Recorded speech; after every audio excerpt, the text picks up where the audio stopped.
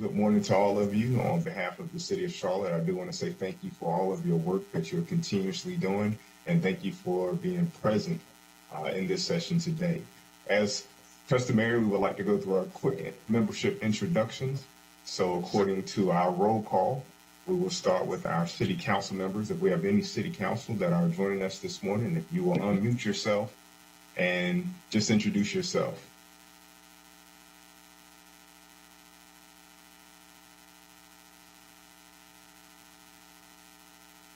If there are no city council members joining us, we will move next to our committee members, starting off with our co-chairs. Sure. So I'll start. This is Mark Etheridge with Ascend Real Estate Capital. Happy to be here, and I'll give it over to my co-chair, Kim Graham. Good morning, Kim Graham. I'm Executive Director with Greater Charlotte Apartment Association, co-chairing this committee with Mark Etheridge. Good morning, Beverly Balcom with SL Nussbaum Realty, Regional Property Manager, committee member.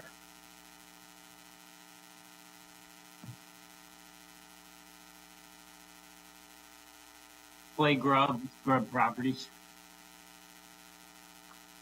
Stephanie Moorhan, the United Methodist Church. Glad to be a part of the team. Phil Tegler with the Poverty and Race Research Action Council. And Fred is not with us yet, I don't believe. All right, we will jump down to the Invalid staff. Fulton Meacham, President and CEO of Enlivian. Glad to be with you remotely on vacation today. Nice, good to have you here, Fulton. Kimberly Cole, Executive Vice President of Administrative Operations at Enlivian.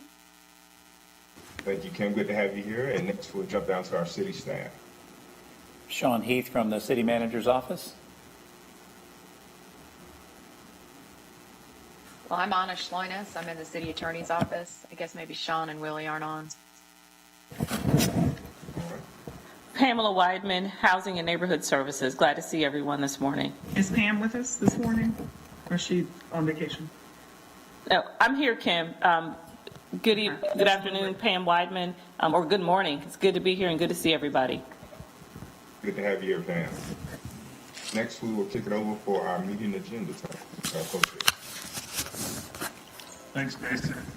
Pam, I think you wanted to make an announcement before we went through the agenda overview. Sure. Last time we met, some of you inquired about the opportunity or possibility of convening in person. Just wanted to know that the city's facilities are still not fully open to the public, but we will make arrangements to have this committee, if you so choose, to have an in-person option for you for our August meeting. We will also still offer a virtual option for people who want to meet virtually, but did just want to follow up on that from last time. So we'll begin that in August. Thanks, Mark. Yeah, thank you. Appreciate it. So, Kim, with your blessing, I'm happy to walk through the agenda for this morning. Sure. Thank you. So we've put some work in. What we wanted to do was start off with a discussion led by Enlivian of some key affordable housing terms and concepts. The committee members have seen a glossary of terms circulated. We wanted to go through some of the key items there just to make sure we have alignment and orientation to everything that we're discussing as we get into the meat of this effort. The next, we'll talk about a review of a work plan timeline, basically the next steps and charges for this committee. And then we'll do some report outs from kind of our two subgroups that met in between today's meeting and the meeting last month, and talk a little bit about the progress that's been made, both from a data and research perspective and also an educations and communications perspective. So Kim and I will lead those and obviously ask our subcommittee members to chip in and give input as we walk through those report outs. So with that, I will turn it over to the good folks at Enlivian to walk us through some of these key terms. Thank you, Mark. Next slide, please.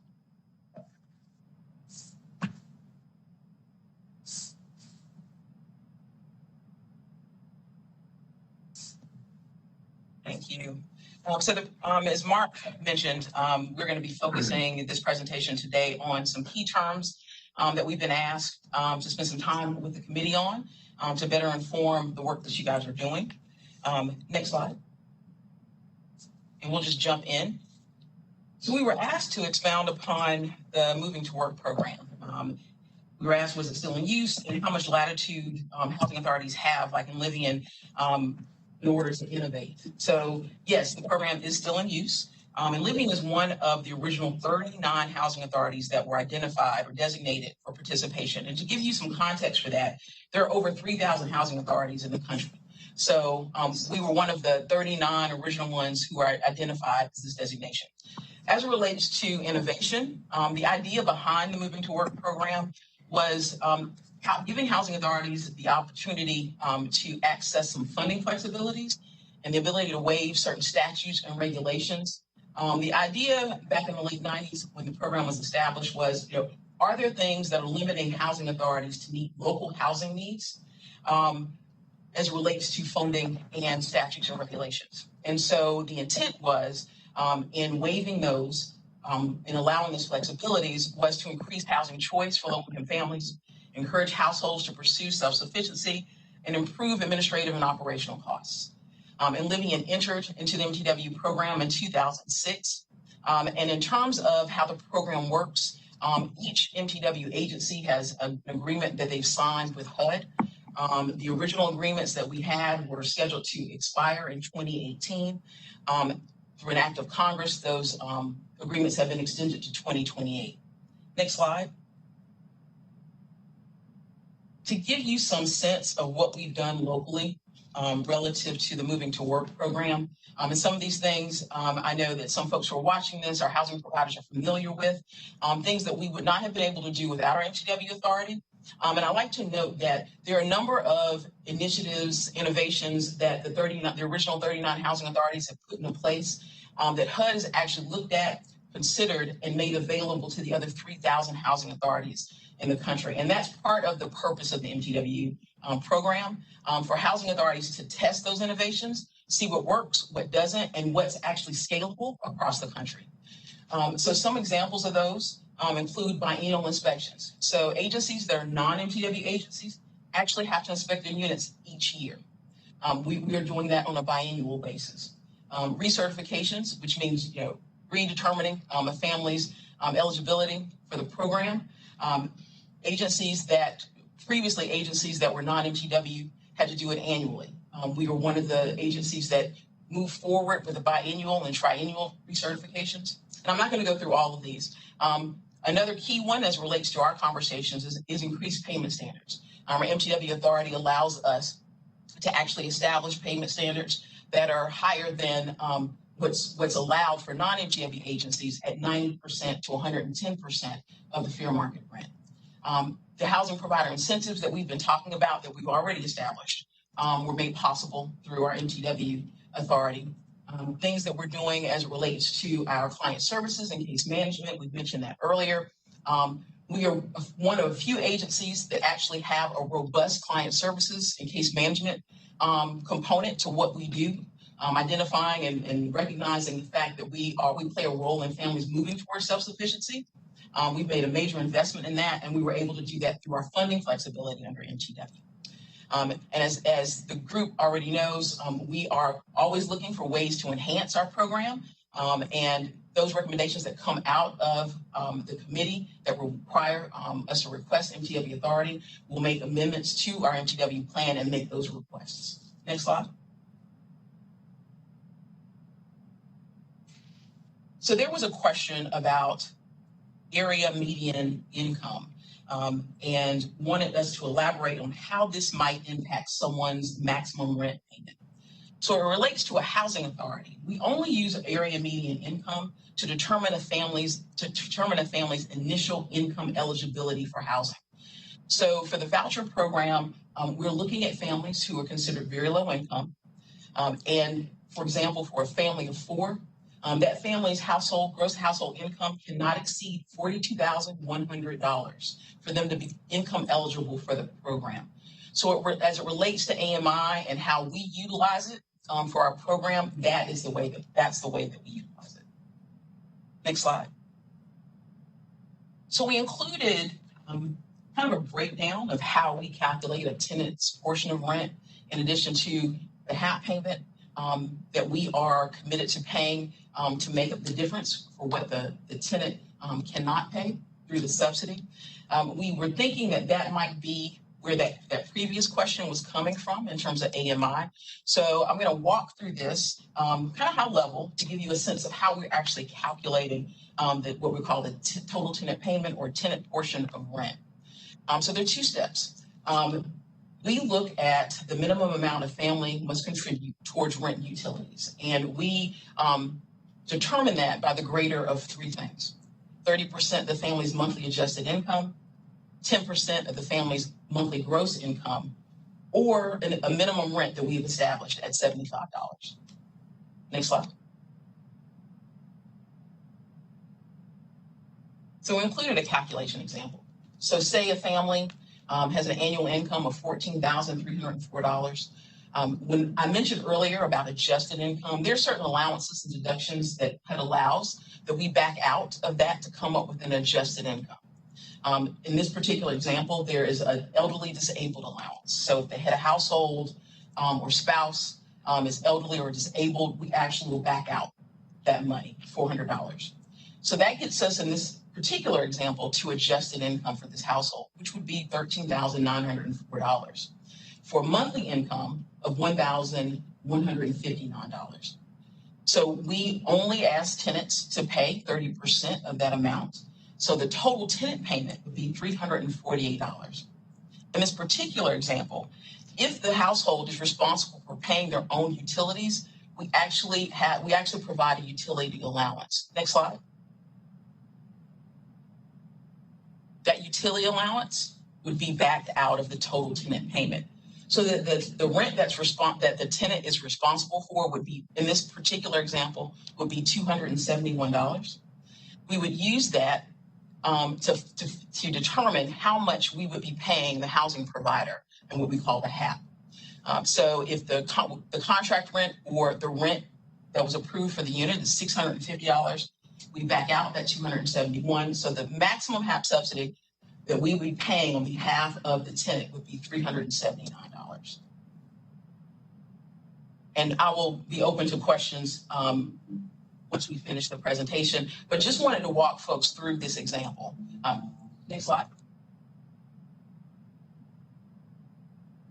And we were asked to provide a detailed explanation of the HAP contract and how it relates to the lease that the landlord signs with the tenant, along with any constraints that may be placed on the landlord's ability to exercise his or her rights under the lease with the tenant.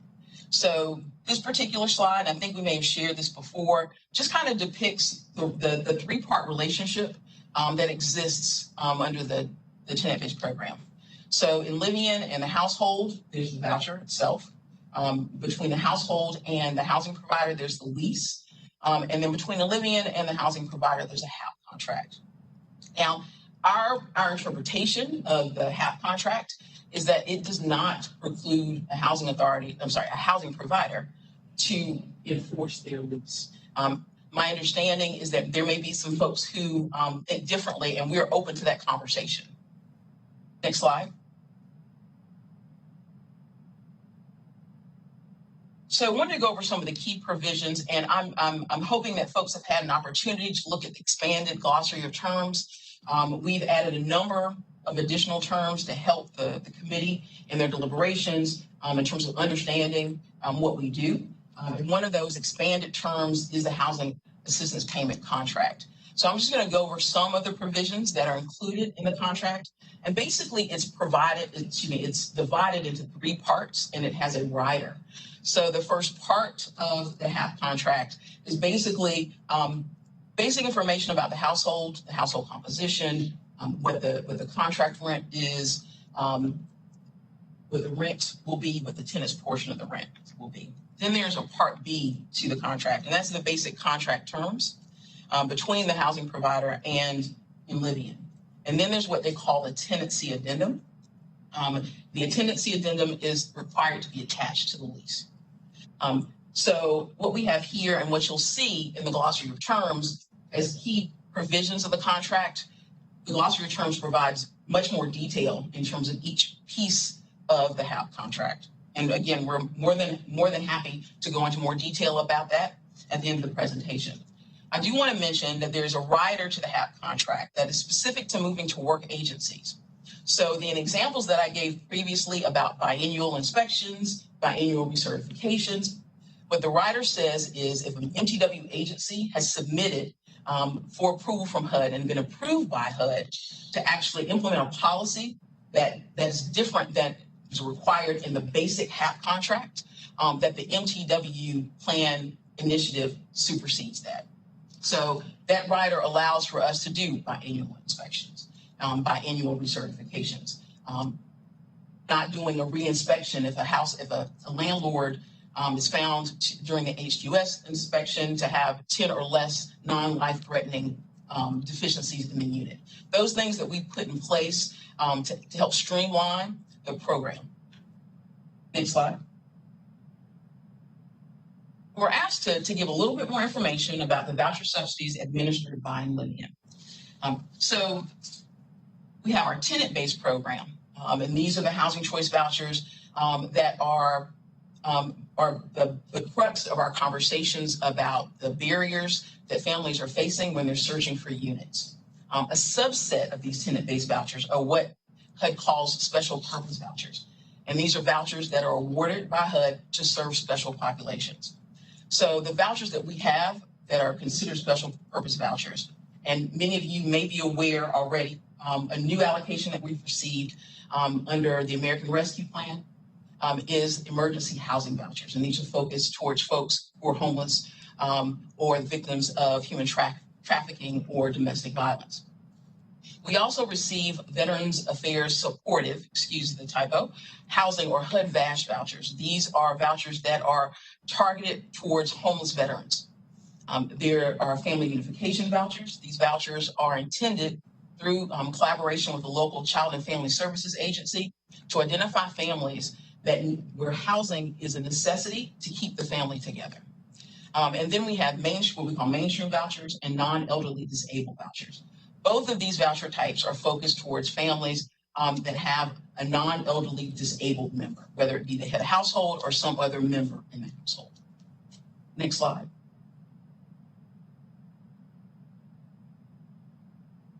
Now, project-based vouchers are vouchers that are actually attached to a unit.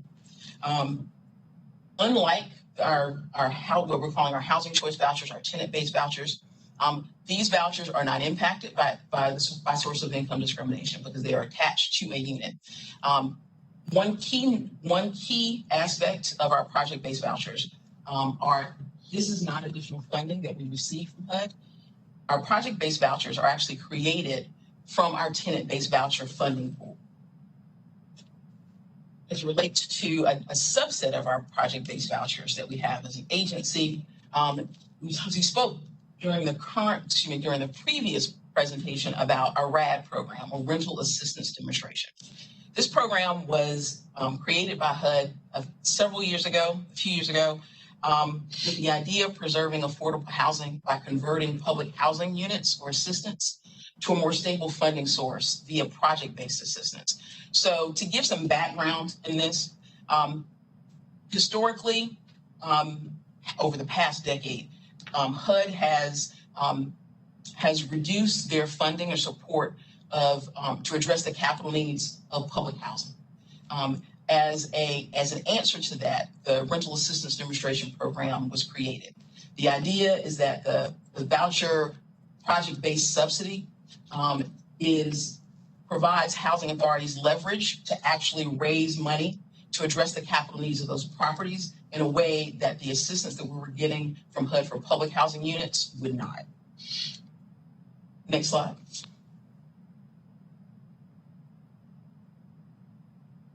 So we're asked to explain the HQS inspection process and the impact that it may have on the leasing process for landlords or housing providers. For example, any potential delay in approval of a unit or receipt of payment. So what you have in front of you is the steps it takes as relates to the inspection process.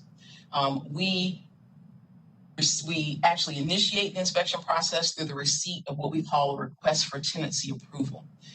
That is something that we receive from the housing provider once they have indicated that they have accepted a voucher holder. We receive that, what we call the RAFTA. There is a rent comp that we need to do as it relates to that. Some relative administrative activity, which may take up to 2 days. There are instances where it takes less than that. And then we schedule the unit for inspection and we complete the inspection. So scheduling and completing the inspection takes 6 to 7 days. This is a decrease for us from a 12-day average previously to the 6 to 7 day average currently. So in total, as it relates to the inspection process, it takes approximately 10 days. It may be less, it may be a little more, but our average is 10 days. Next slide.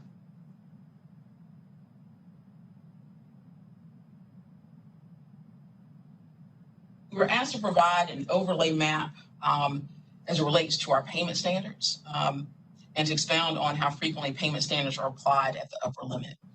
We will include in the Dropbox, I know this map that's showing up on the deck right now, I know I'm challenged in saying it, so I'm sure that the rest of the committee and those watching are probably just as challenged. But what you'll see is the map is broken down by census tract and zip code, and is the basis for how we've identified our opportunity housing neighborhoods.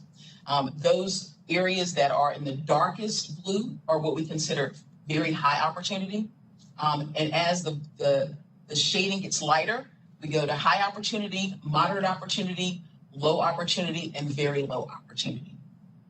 The way that our payment standards are set up, we have what we call a basic payment standard. So for those areas that are not considered very high or high, we apply our basic payment standard, which would be 90 to 110% of the area FMR.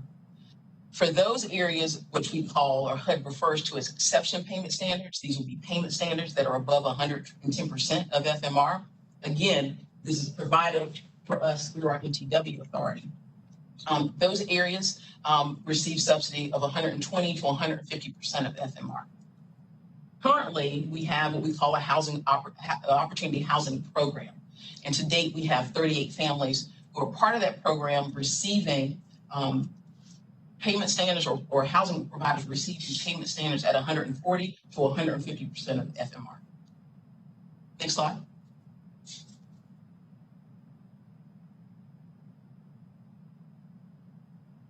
So we were asked about the definition we provided for rental eligibility criteria. Our intention in providing this particular definition was the focus on what our private rental market partners actually look at when they're determining whether or not a family is eligible to offer a unit to.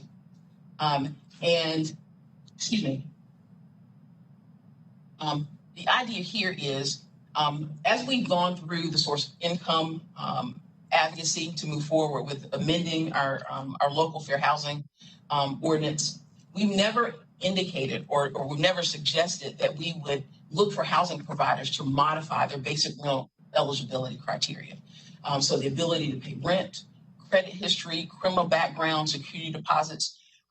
In no way are we suggesting that change. So that was the idea around providing this particular definition.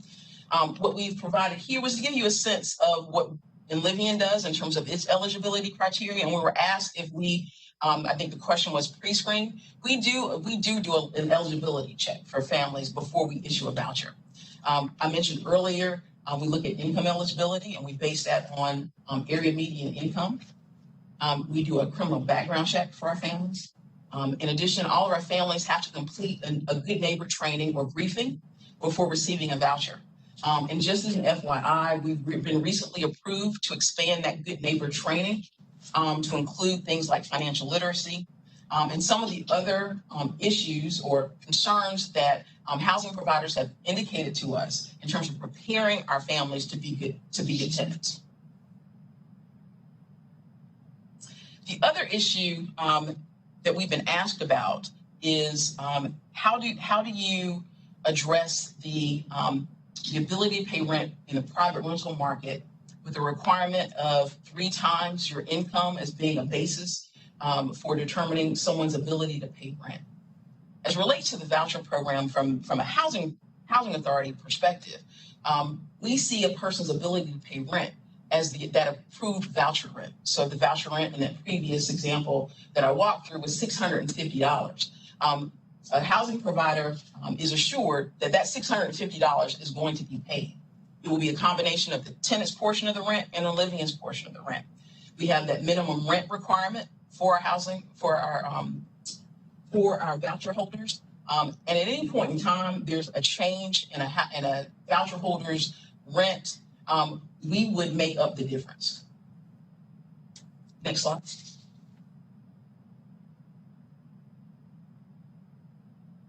Search time. So there was some request for us to talk a little bit about the search time that our households are experiencing. One of the MTW initiatives that we actually implemented was to extend the search time that a family has when looking for a unit. So right now, a family can actually go up to 180 days as it relates to search time. That includes a base of 120 days to search for a unit. And with a family's request, up to 60 days of an extension on top of that 120 days for a total of 180 days. And there are situations where if a family has a request for reasonable accommodation related to a disability, well, we will actually grant an extension beyond the 180 days. I will mention that during COVID, we extended vouchers given the challenges on top of the barriers that already existed for families looking for a place to live. Next slide. And finally, we were asked to talk a little bit about our waiting list. We currently have about 5,600 applicants on our Livian HCV waiting list, our tenant-based voucher waiting list. That waiting list is currently closed. Periodically, we open our waiting list. Like most large housing authorities, waiting lists don't stay open indefinitely. The idea is to manage expectations in terms of a person's wait time on the list. So a housing authority will open up their waiting list based on an assessment of projected number of available vouchers over the next 12 months. We do an assessment regularly. Right now, with the 5,600 applicants who are actually on our waiting list, we have not in the near future looking to open it back up. The last time that we opened the waiting list was in September of 2014. Given the demand and what we're projecting out, there are enough applicants on the waiting list currently to meet that demand. But again, we assess on a regular basis. And that concludes my presentation of the review of some of the key terms we were asked to discuss. And I'm open to any questions you might have.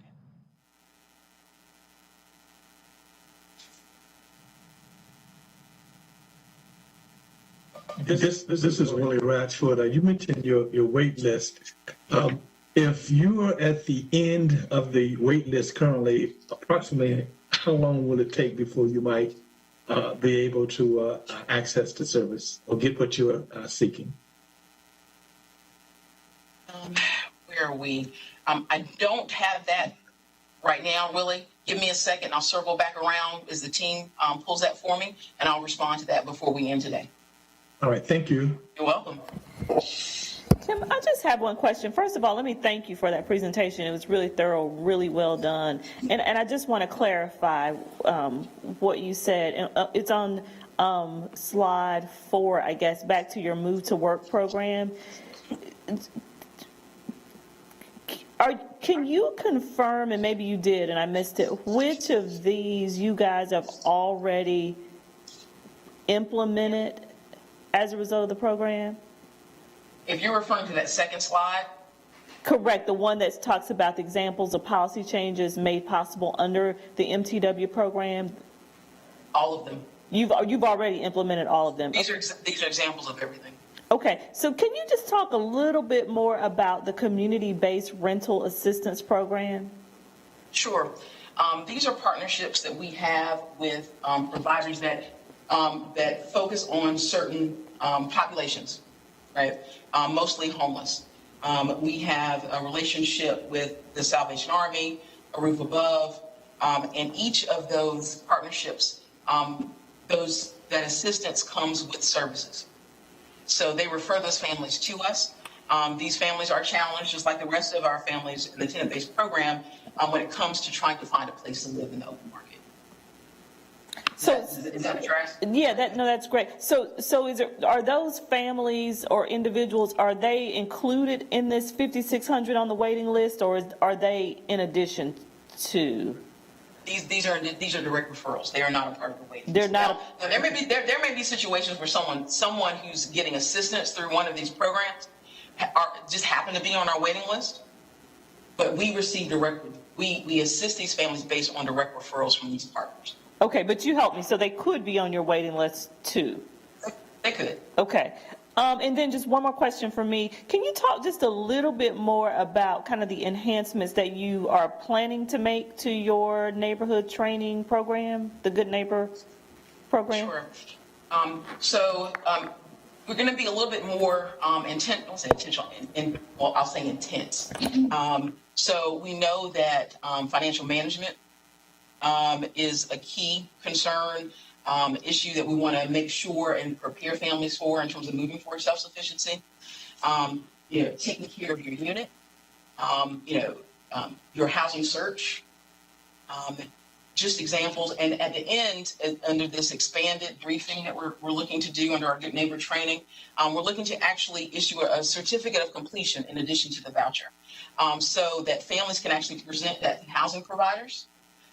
So the housing provider is aware of the fact that they've actually gone through this additional training to prepare them in their search and actually attaining a housing unit.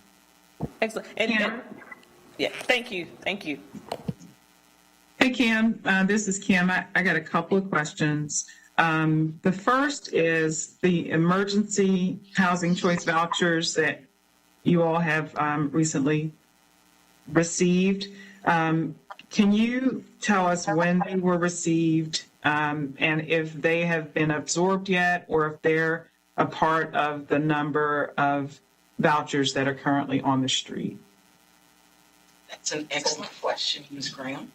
So this is a recent award that was made under the Biden administration.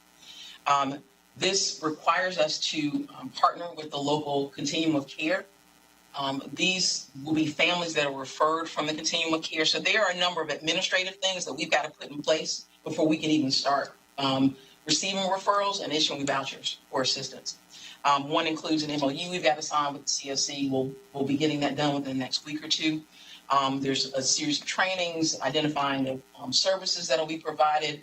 And this particular set of vouchers comes with some additional funding for housing search. So we're not at a point yet right now where we're actually issuing those vouchers. We look to start doing that by the end of the summer. We were awarded 178 of these emergency housing vouchers. Largest allocation, for Housing Authority in North Carolina. And we look again to start issuing those towards the end of the summer. So, and the idea is it's COVID related because the COC is working closely with folks who are in the tent city. The HUD and the administration's idea was that what's the best way to get to those families. And so the program is written in such a way to quickly access families in need who are homeless. Thank you. And I just have one other question that was kind of piggybacking on that Good Neighbor program or training that you just mentioned. What are the non-financial management aspects, training aspects of the Good Neighbor program? Taking care of your unit, moving towards self-sufficiency, and forgive me, I'm drawing blank on some of the other ones. But the idea is to address holistically those things that would help enhance or support a household in being a good tenant in the program. And we can provide that detail to you in terms of what exactly we plan on doing when we roll it out, and we'll load it into the Dropbox. Thank you. Sure.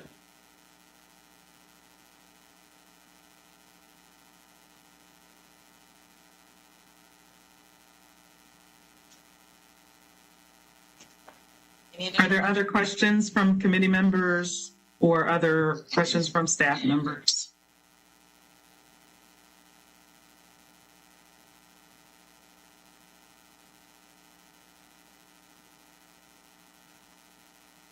I guess there aren't any. So with that, Kim, Was there one?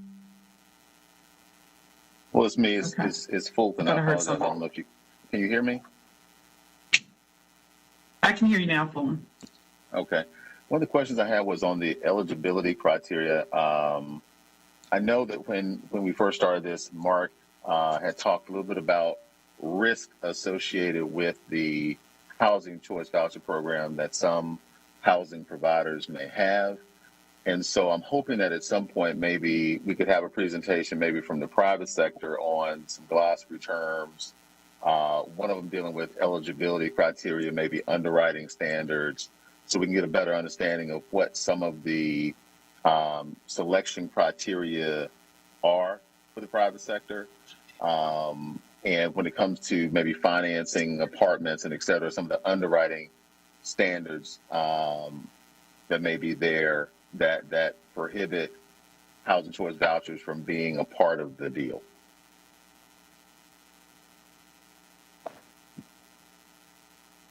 Well, I want to make sure that I understand what you just said, and Mark can certainly chime in too based on what he heard, but it sounds like what you're saying is that you've heard in the past that acceptance of housing choice voucher holders might impact a market rate deal's liability, if you will. I'm going to paraphrase, but and that want to get some backstory on what that looks like and how that impacts maybe future sellability or financing for market rate developers. That's correct. As well as when we're talking about some of the standards like the 3 months of your 3 months income, those kinds of glossary terms, what does it mean and how is it calculated on the private sector side, so that we'll just understand that as how do we address some of those issues in the housing choice voucher program, because these are market factors in the private sector. I've heard things like insurance as well, that maybe insurance is higher on properties that have housing choice vouchers in them or subsidies. But I think we should just go through some of these risk factors so we can understand what is in the market actually right now.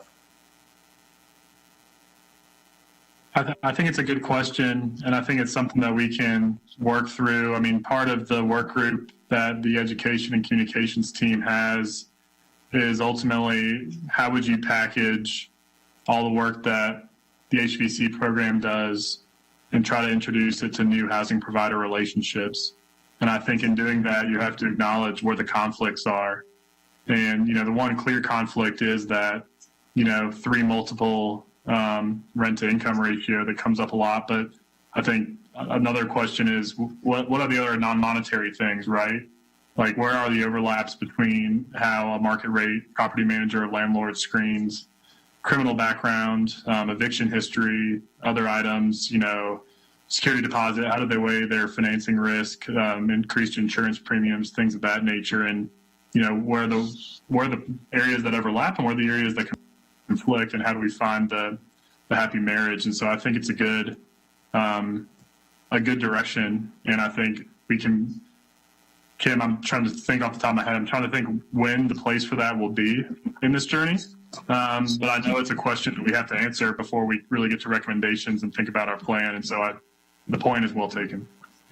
Well, it occurs to me that we might potentially include it in our August 19th meeting. We do have in the timeline, which we're going to get to next up on the agenda, is a report out of sorts from other local subsidy providers. And so it occurs to me that we could probably include some slides around that, because I don't think it is going to take a lot of time to present those factors. But I do think that Fulton raises an important consideration for market rate developers and market rate housing providers. Yeah, this is Phil. I'd like to chime in also in this category on the credit score question. And, I know a couple of the mobility programs that we're familiar with, that's part of the the initial prep for families is, looking at their credit score and just working with the family to see if the credit score can be repaired. Sometimes there's very low-hanging fruit, for example, and there are, companies that can help fix, if there's an easily repairable credit issue in the credit score. But, beyond that, I think that the families, the very low-income families that are in this kind of voucher program, the credit issues they have are often not related to paying the rent or utilities. They're sometimes, student loans. There's sometimes medical bills that weren't able to be paid. They're kind of long-standing issues. And if, this is partly, I guess, the communication and portion of this effort, but, trying to maybe focus the attention on, what is the tenant's actual, history of paying rent and utilities been versus what might be in their credit score from 5 or 10 years ago. An issue they can't really deal with. And, for smaller landlords, that's probably a conversation that's easy to have. For some of the corporate property managers, they may have some inflexible rule that, could be adjusted possibly in these discussions, and maybe, some understanding with the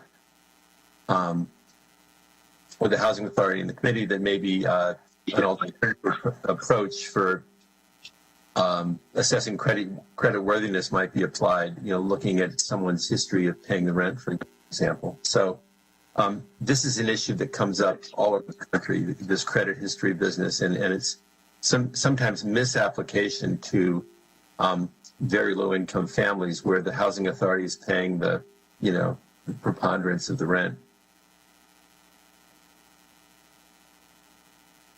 Phil, and I apologize, I can't raise my hand. I hope I'm not jumping in on anybody, but I think Phil is making some good points. But I think that's why really understanding what the market selection criteria is, whether they're based on, will kind of help you design a program that can meet more of those. And are they standard? Are they impediments, or are they things that we can actually work with the housing provider community on to do exactly like Philip said, is that maybe we can look at other things to determine credit worthiness if you want to.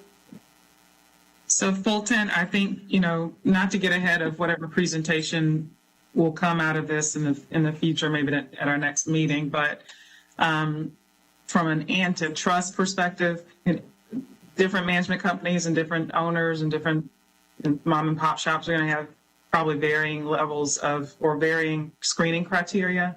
And to the extent that we can have sort of an approximation of what the average credit score is in terms of deeming credit worthy, credit score is, what an average criteria is for the monthly rent multiplier, what an average is in terms of, other things around prior rental history, what things you don't need to have on your credit report, judgments and other things. I think that's going to probably kind of come out, but I don't know that we can, and I hate to say this because it would be great for it to be very much black and white, but I don't know that it will actually be black and white, because for every rental housing provider you might have a different set of criteria. And so, but I think we can certainly have a presentation and hear from some of the insurance providers, hear from some of the rental housing providers to kind of get at some of the things that you've raised. And some of the things that Phil has raised, and I think from a credit repair, which I think I heard Phil say, and I think that credit repair discussion is something that probably could fit into the Good Neighbor training program, and I don't know if it does, or preparing people to apply for rental housing, because that's probably less likely something that the rental housing provider can impact and something that has to be impacted on the front end.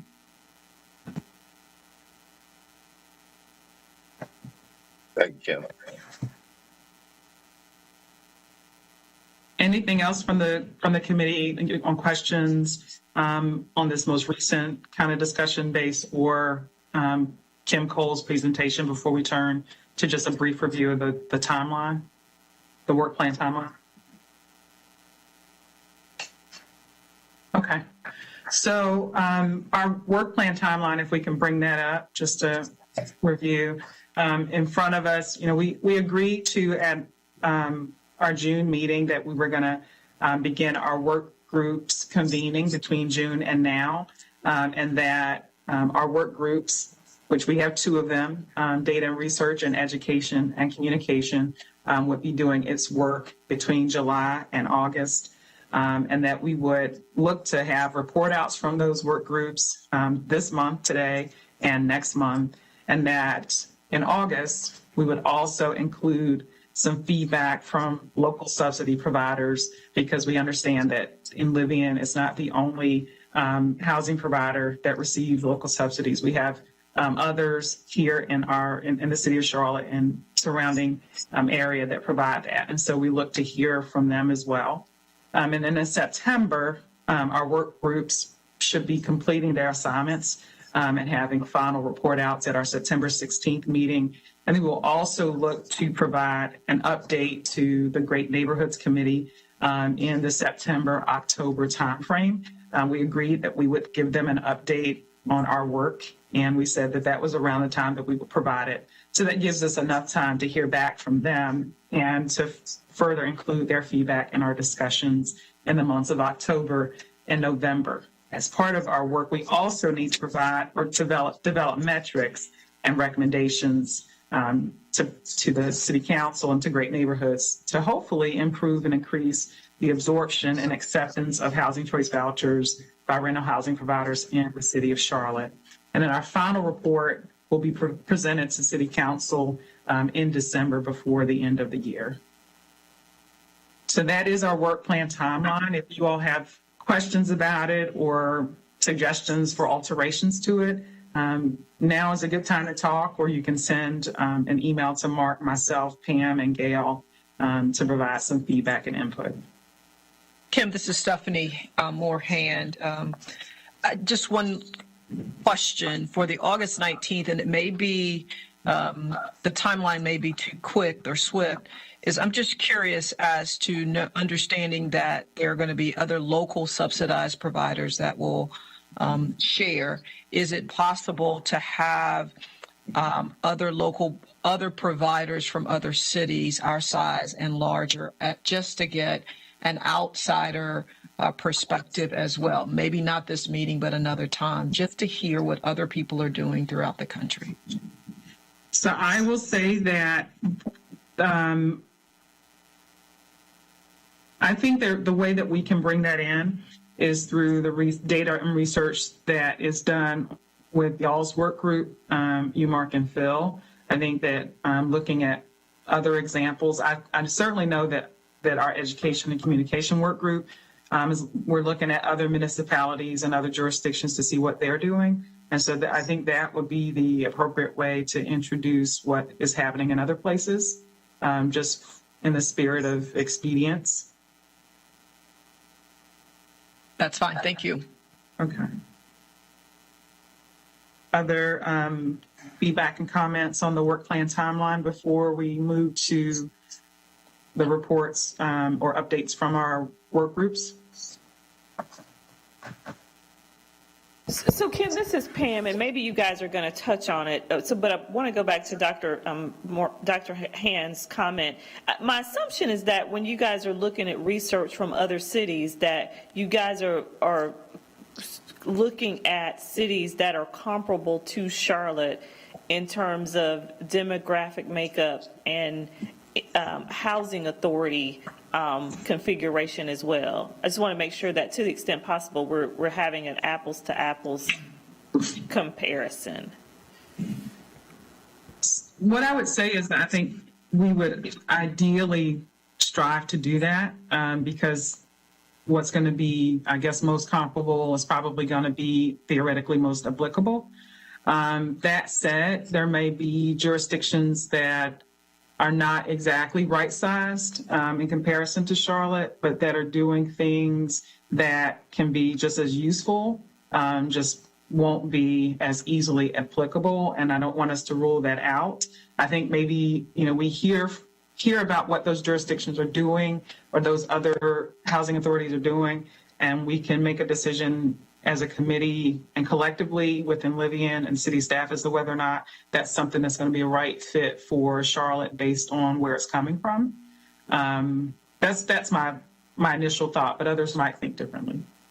Fair I enough. concur with Graham. I concur. That's where I was going with it. Yes. Yeah, fair enough, and we can talk more. And I don't want to belabor the point here, but we could talk more. Kim, what I would just offer, if it's helpful, that there are some peer cities that we generally benchmark, but we can talk more about that offline. If we, No, I could too, as a peer, I apologize.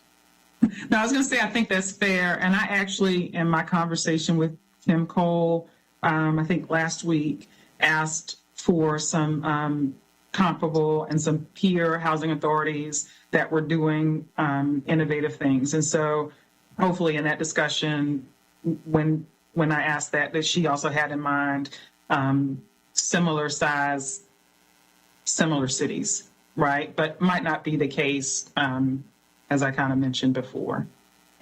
Just saying, Kim, was that we were going to, in providing you with that, we would look and strongly recommend that you look at cities that have moving to work authority, because it's going to give us the broad ability in terms of flexibilities to actually reach our housing providers that non-MTW housing authorities don't have. That makes sense. Yep. And just reiterating that, it just means that as a size issue, sometimes those cities may not be comparable to Charlotte. They may be larger in some cases than Charlotte. Fair enough. I think we're in good shape. Okay. Perfect. Mark, I'm going to toss it back to you because I know that the data and research work group is up first. That sounds good. And I'll do a time check. It's 10:58. I think our report outs are basically the remainder of the meeting. I think we had a goal to end a little bit early. I don't think we're going to do it. So let's try to give ourselves 15 minutes. Maybe we can do better on these report outs each. So data and research, I'll use a Pam Weidmanism, and I'll say we weren't trying to boil the ocean because I actually started that way. We started writing down all the data requests that we could ever ask for, and I was at about page 5. And then we thought about this is the wrong way to go about this. And so instead what we did was we thought about what are the questions that we really want answered and what data and research will it take to answer those questions. And so you see in prior meetings, we kind of set out some tasks here, identifying our data needs, evaluating data, looking at the peer cities, as we just talked about, looking at other local rental subsidy providers that may have different programmatic nuances than HCV. And also, continuing to dive in within Livian about what they're hearing and seeing from their most recent HCV enhancements. So I will go to the next slide. If we think about that, we kind of got down to 4 guiding questions, and it's not necessarily one question, but it's more a group of questions that relate to the same topic, with the goal being how do we turn this into something that's tangible for us to give to City Council as a recommendation, and how do we really think about if our goals are to both get to functional zero in the absorption of vouchers, make sure that anyone who has a voucher can find housing within that 120-day or 180 window, and make sure that over the course of the next year, 5 years, and 10 years, we expand the geography of where housing choice vouchers and other rental subsidies are located to not just areas of low opportunity, but more frequently to areas of moderate and high opportunity. Well, what is it going to take? And so the first cluster of questions really drills in on that first topic. How many vouchers are not used? How many folks are getting a voucher and not successfully obtaining housing within 120 or 180 days? What is the number of functional zero? At any point in time, we might have people looking for housing, hundreds of folks looking for housing, some who will ultimately find it, some who won't. There's constant turnover. People are graduating from the program. That's how vouchers come available. So how do we get to a functional zero definition? what is the projected amount of that going forward? Is the problem getting worse? Is it at equilibrium? Is it better? How many unused vouchers relate to the amount of vacant units in the market, right? So we know that we can't kick folks out to bring folks looking for housing in.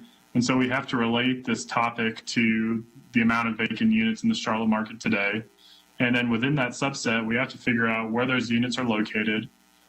Are those units located in areas where the payment standards of the housing authority actually meet or exceed the market rent? Because that's the best opportunity for us to work with landlords, is when the payment standards are meeting what the landlord's expecting and not falling short, right? And then who are the landlords? So if we had a dream on this topic, we would have a map, and we'd have a map by zip code or by submarket, and we would know how many vacant units there are in those zip codes or submarkets. We would know where the average rent was. We would know which zip codes and submarkets we had payment standards that met those market rents, and we would figure out who owned them, and that would be the target audience to start using our communications and our education's efforts to try to build more partnerships for housing choice vouchers. And so if you see the data needs that are going to be requisite to that, you can look on the right-hand side. We're really just trying to quantify, map, and really illustrate where our opportunities are to kind of build and create more rental housing provider partnerships where we think HCV in its current form and with enhancements is going to work the best. Next slide, please. Second question relates a lot to this whole opportunity of opportunity areas and increasing our geographic diversity. So we've seen maps before of where HCVs are currently located. We know that we're missing a lot in our high opportunity areas, which tend to cluster in South Charlotte. And so where are our best opportunities to maximize geographic diversity as it relates to high opportunity areas? And so we take the same line of thinking, right? How many vacant units are in those areas? Who are the landlords that have those units? Where are we finding that happy medium between where the HCV enhanced payment standards can actually meet or exceed the market rent in those submarkets? And what kind of numbers could we talk about? And ultimately, out of this group of questions, we will need to build some sort of metric or expectation of how many units we want to see moving from the status quo into moderate and high opportunity areas. And so that can be a 1-year benchmark, a 5-year, and a 10-year benchmark. Next slide, please.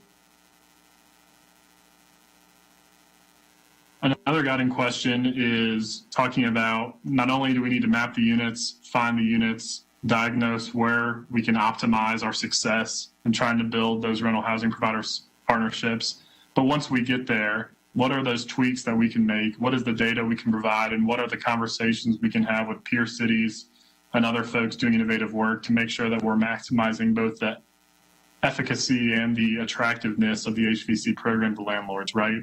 And so that is going to take a continued exploration of the current HCV program enhancements, a contrast to those program enhancements to what other peer cities may have done in recent years that have had the MTW flexibility.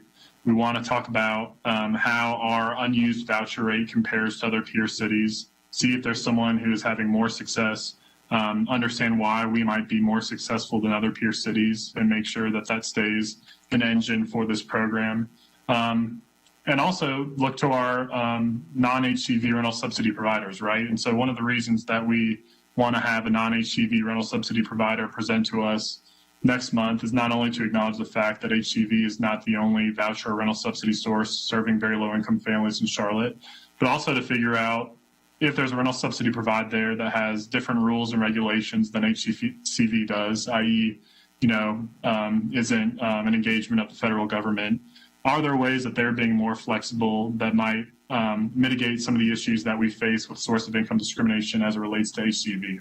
And so this is really how we find, once we get to the landlords, once we figure out where the housing is that is going to be most applicable to absorbing more HCVs, how do we make sure we have the best program that we can within the boundaries of what the HCV program can do? Next slide. Lastly, we have to be cognizant of the fact that we're creating more affordable housing today than we ever have in Charlotte. And the city has taken the bold step to require that any affordable housing project that receives city support has to make accommodations for and at least to residents regardless of income source. We know that oftentimes both in tax credit properties and NOAAs, and other common affordable housing vehicles that we have set asides at 30 and 50% AMI. And oftentimes that those set asides are often served by folks with rental subsidies or vouchers. And so if we define where we are today on the number of unused or unabsorbed vouchers, and we think about the pipeline that we're building since our Housing Trust Fund bond increased in 2019 and those projects deliver next year and the next year and the next year, how many units might we be creating, and how does that inform our thinking of how do we get to functional zero over the course of the next 5 years? And so our goal here is to think about what our tax credit projection is, what our NOAA preservation production is, how many units that we think are going to be designated or set aside specifically for 30 and 50% AMI residents with rental subsidies or vouchers attached to them, and how that might play into this idea of how we absorb more HCVs and hopefully in more moderate and high opportunity areas. So those are kind of the 4 guiding questions. It's long, it's technical. Some of the data overlaps with each question, and so every bullet point you see on the right-hand side may be a repeat of the slide before. But ultimately, for our data and research committee to be successful, we've determined that the data to answer these questions will get us to a place where we can at least start answering in a very tangible way what recommendations we can make to actually see, 1, are more HCVs getting absorbed so we get to functional zero, and 2, seeing HCVs and other rental subsidies get absorbed in more moderate and high income areas. With that, I will open up for questions. I think we have about 7 minutes until I need to turn it over to Kim.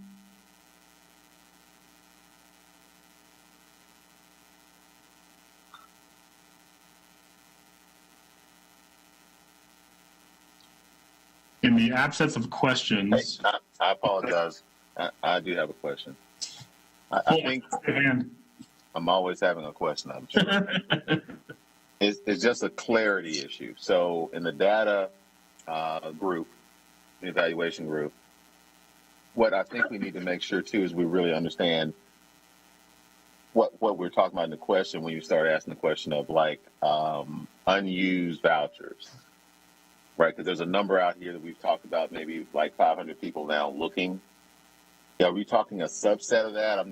I just want us to make sure we're talking the same language and speaking the same language, because all these individuals that we're speaking about are people with a voucher that are looking for housing. And so if there's a subset that we should be looking at, we just want more clarity on that. Yeah, so Phil brought this point up really well in our group, and I'm going to turn it over to him in a second. But we know that terminology is imperfect, and we know that there's probably 3 or 4 different, this whole idea in my mind comes back to this concept of functional zero. Like, how do we define, what would a perfect world look like for Enlivian and for our HCV recipients, right? Like that everybody that was eligible for the housing was housed. So, and that's what we mean, and that's what we mean by zero unused vouchers. And so that's, there are some nuances, Phil, and you pointed it out well. Not everyone who's looking for housing is not going to find housing. Some people who are looking for today are going to find housing. So I think who we're particularly interested in is how many people who are looking for housing today are not going to find housing, and how do we bring that number to zero? And so I know the terminology is imperfect. Okay.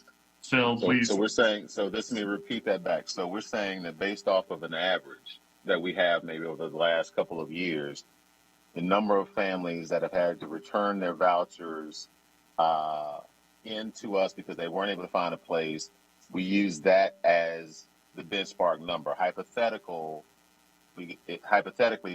we're saying that could possibly be, if it was 100 and it was 20%, that could be 20 families that we use as the as we model to try to get to zero. Is that what we're saying? Well, I think the concept that Mark and we were aiming for is, taking the concept, the success rate for families, what your success rate is, which right may have come up on an earlier call, and looking at it on an annual basis, if the success rate is 50%, one can sort of multiply that times your annual turnover to get a sense of how many vouchers annually. I know you have probably very high utilization rate because you always have vouchers on the street, but the question, sort of looking at the combination of the success rate and the annual turnover, how many vouchers you're issuing. That's what we're really trying to get at. But you're right. The success rate alone is probably the best metric. How do we increase that success rate for families that are looking? Okay. But I mean, these are, and I don't want to get that deep in the weeds right now, like you said. I'm just saying, but clarity is going to be really key on this as we move forward. And we probably want to be in some of the data meetings so we can make sure we're on the same page. I think that'd be helpful because I think there's two ways to look at it. Fulton, I heard a concept from you a second ago about vouchers that get turned in after their search period expired. And that's a statistic. And I think Phil brings up a good point, of a success rate being 100. And if it's not 100, what is it right now? And that's the number we're trying to solve for. So I think there's kind of two things that inform what we're talking about. But ultimately, the principle of this is, how do we make sure that every single person that gets a housing choice voucher finds housing successfully in 120 days? How do we make sure that there's nothing that falls outside of that box? And that's the goal. Defining what that number is today and what it might look like in 10 years is going to be the challenge. Okay. And also to simply, for that, the data, of course, is to also, for those that were just mentioned, Mr. Fulton, is to then understand what it is, that are looking. Why are they falling out of the window of actually finding? And so what are the nuances of the pathways of these folk who are trying to find housing, and what are the barriers for them to find housing in those windows? Because at the end of the day, the goal is that everybody that's looking for housing can find housing. Because I wanted to add one other thing that came up in our meetings, which I'm not sure were in the guiding questions, but the importance of the smaller property owners. Looking at large property owners is important, but also the share of rental units, especially in high opportunity areas that are owned by people with 2 or 3 units. That's a really important source. It's a big piece of the available properties, and making sure we get a handle on that, I think, and how to access those smaller owners. I know the work in Baltimore that I'm very familiar with, the largest share of access in high opportunity areas is, among smaller owners. So that's an important thing, which, was part of our discussion too. Hey, and this may kind of maybe leading into the next part, but is there any type of database that if you're looking for, a home that exists that you could just go to say, okay, here's the 6 options that are available right now that would accept vouchers?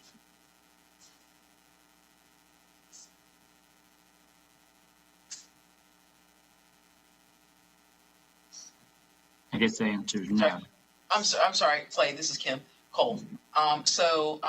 There are folks in the market that provide that. So specifically, locally, Social Serve, very active partner, just in general with us and with other affordable housing providers. They provide some search assistance through their call center, and they also have a website where they actually track affordable units that families use as a resource. Is that what you're asking? That is, and so maybe our subcommittee maybe should invite somebody from that group just to have them do a demonstration. That'd be great of what they do offer and how they offer. Thank you. I'm sorry, I just want to add an additional Social Serve. There's another company called Go Section 8. We also provide that as a resource to our clients to go to their websites to look for affordable units. Right. And Kim, are you saying that Enlivian makes that direct referral to housing choice voucher holders to go to that website to look for potentially available units? To both websites as a resource, yes. Okay. Yes.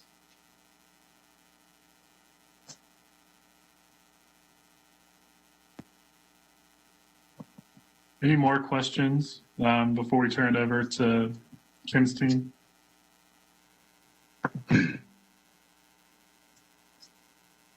All right, Kim, you have the floor. Thank you, Mark. So our education and communication work group consists of myself, Beverly Baucom with SL Nussbaum, Clay Grubb with Grubb Properties, and Fred Warren with Fred Warren Realty. Fred can't be here with us today during this meeting. So the Housing Choice Voucher Program is undoubtedly one of the most successful government-funded programs to provide housing to low to moderate income families with a focus on improving family outcomes.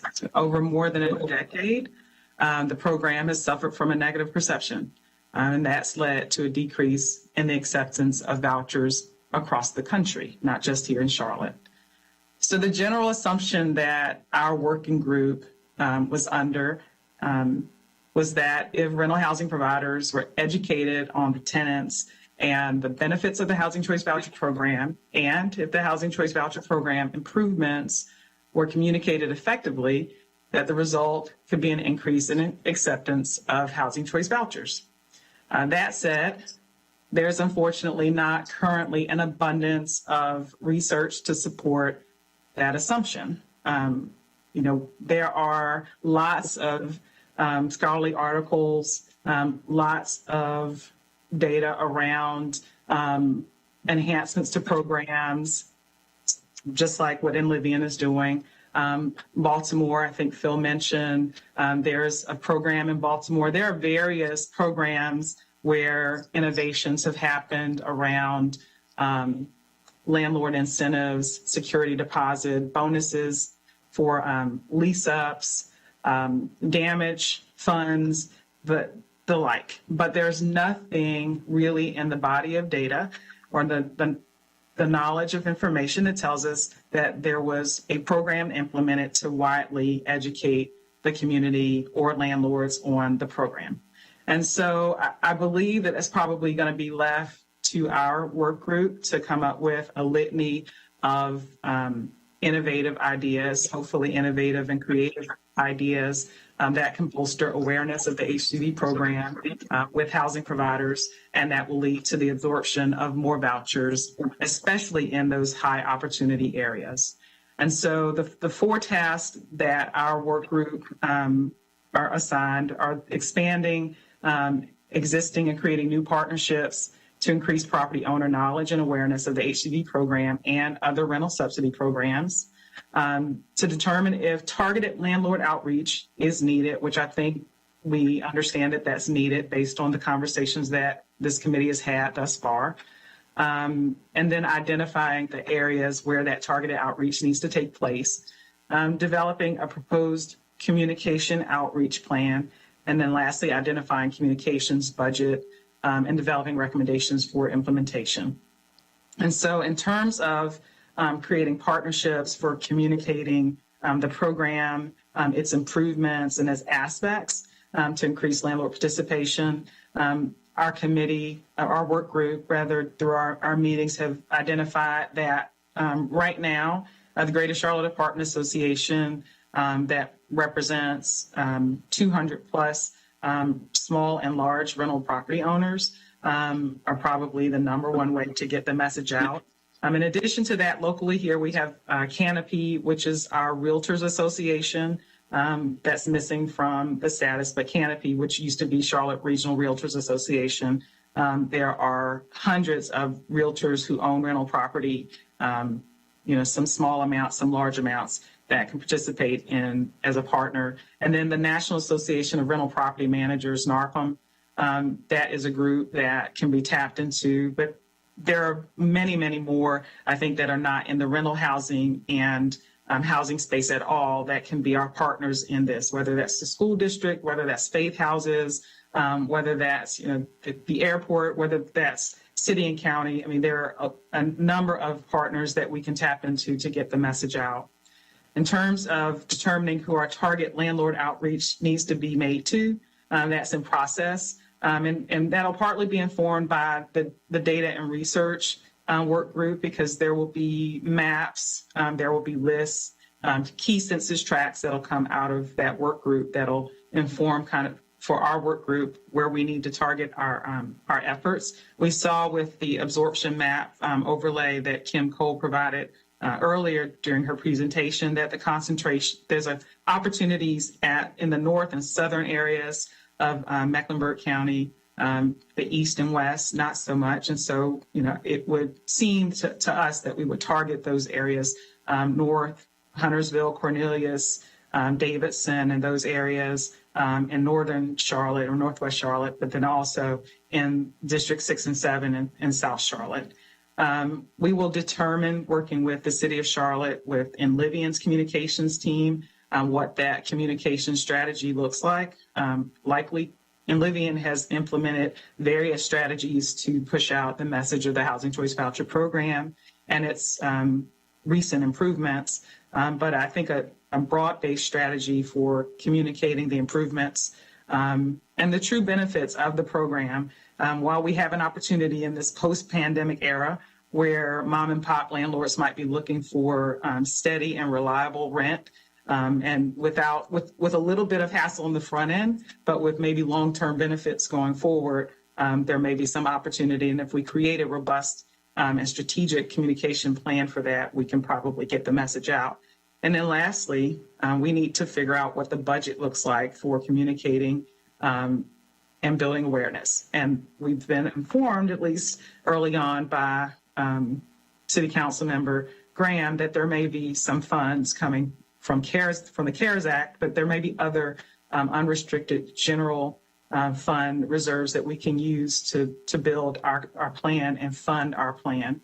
So that's where we are right now. And again, our work really does kind of hinge in part on the data and research work group. So I'm looking forward to see all that comes out of that and having more to report out at our next meeting next month. And I'll open it up to other comments from other work group members who may have some other thoughts, and as well to committee members and others who have questions.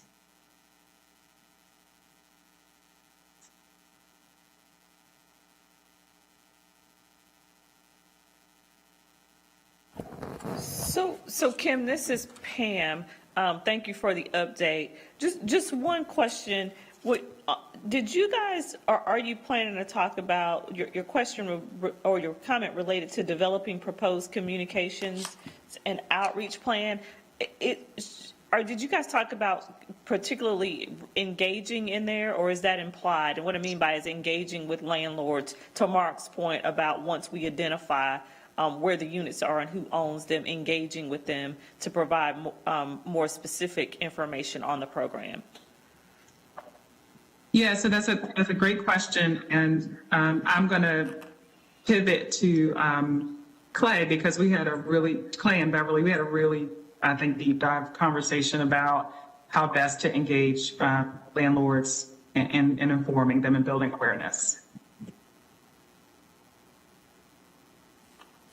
Yeah, and so I think, the answer is, Pam, absolutely. We talked about it, and, we've talked about even relying on, the apartment association and discussion of whether there should even be whether it's a subcommittee or employee base there that is actively involved in this outreach. And the thought of, could there be staffing that, it's not just one person, maybe it's two, so there's some duplication if there's turnover, where they're actually, almost like an ombudsman type concept to help folks get through the program as landlords, but also to continue the outreach, because I don't think there's any question that this will be, not a one and done type of thing. It's something that we got to actively engage in over the long term. So we've had those discussions, but obviously very early, just very high level conceptual.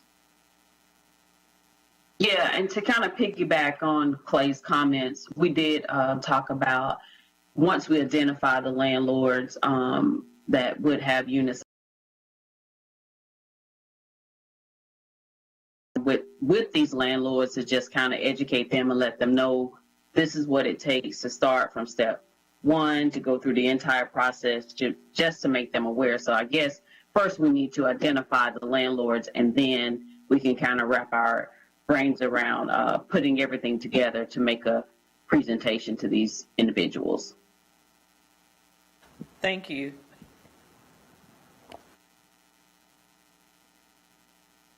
And I just like to, this is Kim Cole.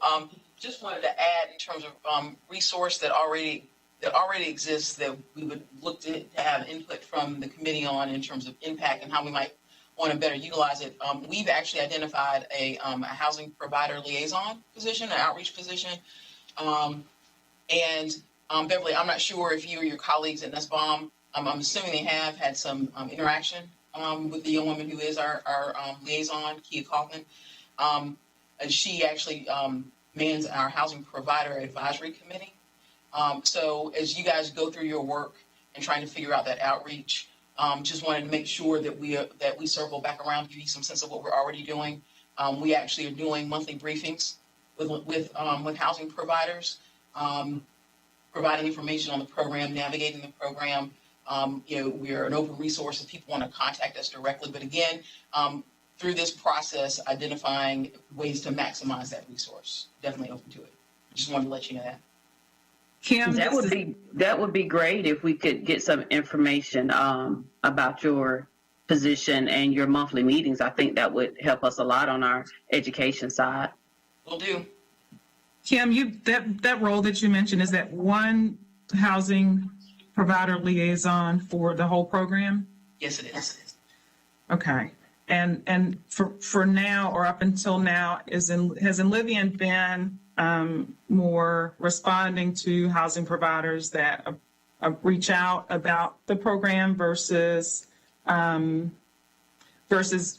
reaching out to housing providers to bring them into the program? Would you describe it like that? It's a combination, actually.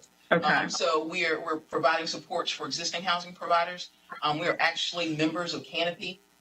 We've actually done a presentation for NARPAM over the past several months. Mr. Meacham did one in terms of trying to expand our outreach. As you know, we participate in your affordable housing subcommittee. Got some really good suggestions from that subcommittee and continue to try to tap that or have plans to do that. So that position is operating in both areas, existing and trying to identify new landlords or housing providers for the program. Thank you. As we get to the end of our meeting, and I know we started a little bit later because of technical difficulties, but I do still want to honor people's schedules. If there are any other questions on this before we turn to next steps.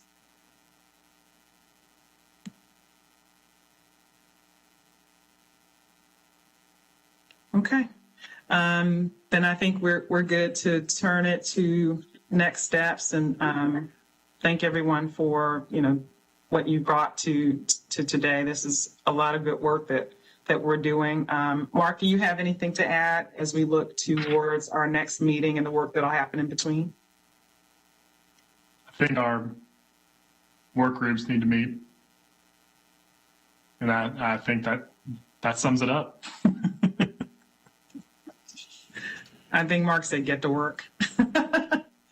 Anything else? Kim, I'm sorry, Kim. I apologize. I just want to add to piggyback on Mark and what Mr. Meacham said earlier.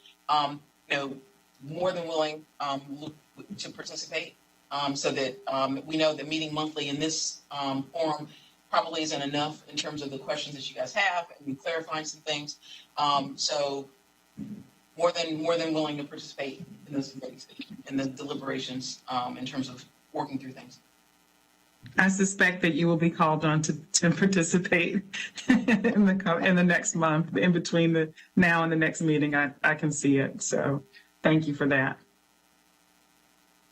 I don't have anything else to add, but our work groups will probably have to meet fairly frequently and just do a lot of digging into the data and research and information that we find so that we can come back with a full plan of work, or at least a great update for the next meeting.